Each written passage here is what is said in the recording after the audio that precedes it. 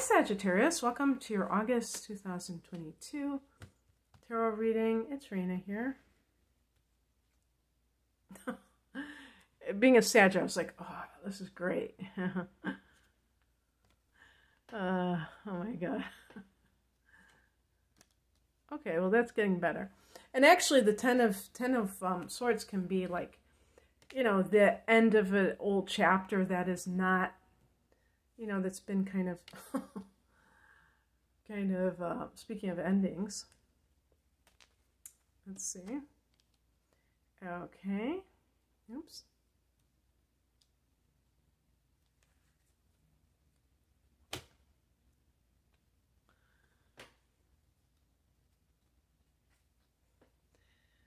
The heart of the matter is the Ten of Swords. Sometimes this can be a betrayal by someone in your life.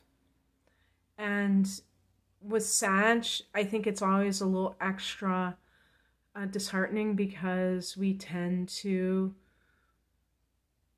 trust people. I was just saying with Gemini that sometimes people are naive because they think other people are going to act the same way they act. If they have integrity, that other people will have integrity. So you may be disappointed by someone's lack of integrity that affects you. But it can be just having something promised to you and it turning out otherwise. And saying like, oh, so this whole time you were saying one thing, but maybe it was actually another thing. But with Sag, that's why I say it's disheartening, because it feels like just a feeling that you can't trust people. You can't take people at their word. And some Sages have inner planets in Scorpio, which just will, you know, give you your feeling of like, oh yeah, I should have known better than to trust this person, because obviously, you know, this person doesn't know what integrity is, or just trust anybody. You know, you can't trust people might be the mantra of some Sages with inner planets in Scorpio. But, you know, it's part of life, and it's not the end of the world. But the number 10 is the end of an era, a cycle. So it could be that now things are starting to get better. I was thinking about the last few years. I was reflecting on some things in my life, and I've read comments from Sages, you know, not all under my videos all the time, but other people's, about like, oh my God, you know, the last few years and blah, blah, blah. And I mean, I was thinking about it in the similar vein, like, wow, you know, it seems like it's been quite a challenging period. And yet maybe this is a time when things are starting to feel like they're going to get better. So Sages are the eternal optimists. And that may, you know, me saying that may just make you feel a lot better. It's funny because I was going to say lighten your mood or make, you know, whatever. But it's one of these days where it's like overcast, then the sun peeks out, then it goes overcast again. And that's kind of like a metaphor for life, you know. We don't always have those shiny, sunny days. But sometimes the worst is over, and that might be what's happening in your life in some area. In the past position is the Four of Swords, and this may have been a time of reflection for you where you took yourself out of, or maybe you were taken out voluntarily.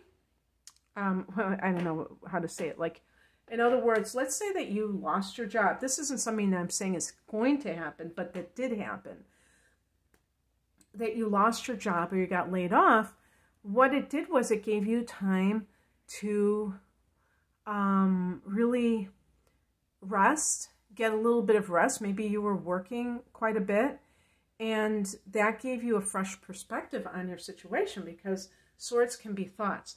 It's funny because this actually is what happened to my partner, and he started to rebound from it. And really what you will find in those situations, for instance, you know, getting laid off or whatever the situation may be, somebody leaving you, when you think about it, you're like, you know what, that was actually not a good situation for me to be in.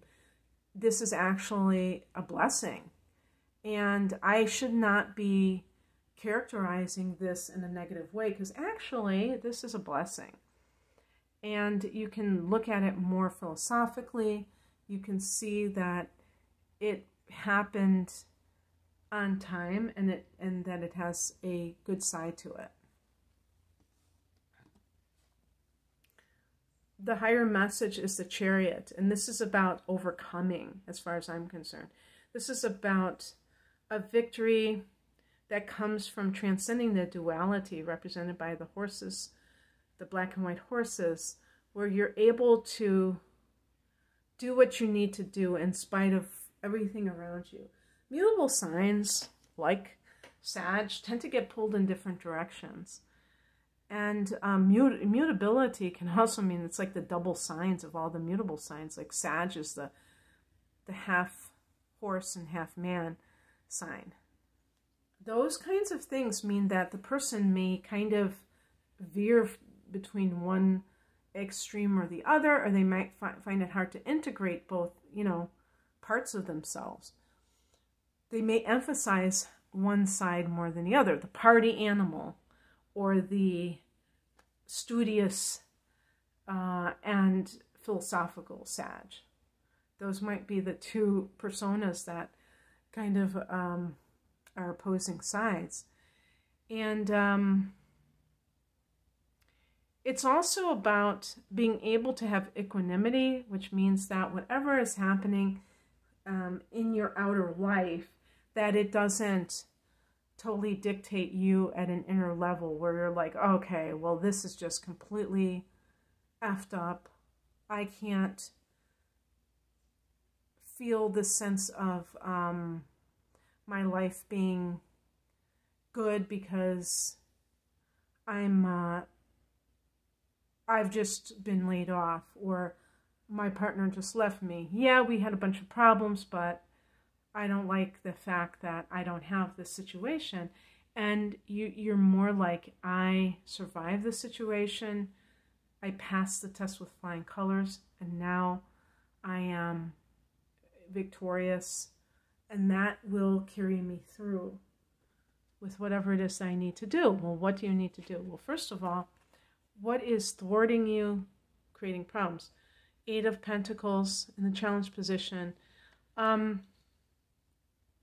For instance, you may have had an attitude where you were just mailing in a situation. Maybe you got let go of a job that you were not really into. And you might have felt bad that you got let go, but if you were honest with yourself, you would admit that you did not really put your all into it. And part of it may have been that you were not investing in this situation. This can be the apprentice. Maybe there's something that you have been wanting to get training on, or you have started training, but you didn't finish the training that you need to finish. Finish what you have started. What is coming in is the Death card, which is about transformation. Sag. And just speaking of the past, there was a, this card is connected to Scorpio. There was a lunar eclipse in Scorpio on the 16th of May. Now, I'm recording this a little bit more than 2 months later, and that could still be in play. That was like a major release on the karmic level. So it could be deeply ingrained patterns. You may not have really felt that yet. Perhaps it's going to take time for it to really be activated. There will be a new moon or a solar eclipse here in October, so that might seal the deal in the sense of like, especially spiritual trainings coming in for you, if that's the path that you choose to take. But just even in your own personal life, that the transformation is beginning in August for Sag. And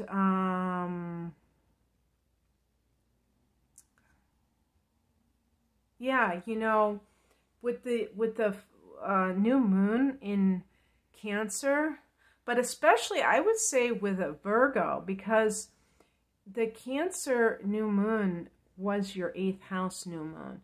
But because it was in an earlier degree, the one in Virgo may be more appropriate, and that's at the end of August. That's around August 27th, I think.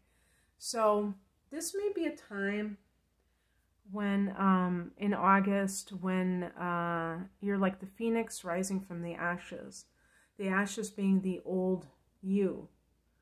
And that new moon in the 8th house can be kind of that transformation that's taking place. And the outcome is the 7 of Pentacles. This is assessing what you have been working on little by little and having patience in your growth process. So whatever it is, even if it's personal growth, I know it's Pentacles, so we associate it with, like, if you start a business or something, and August is a great month for that, Sag, if that's something that you feel called upon to do. But regardless, this can be a situation where you just are feeling that sense of little by little things kind of changing for you, and you putting in that energy and seeing like what kind of returns are you getting for that energy. And that can give you some kind of information that can help you to be inspired to grow even more so. All right, that's what I have for you, Sag. I hope that this resonated. If you would like a private reading, I'm primarily an astrologer.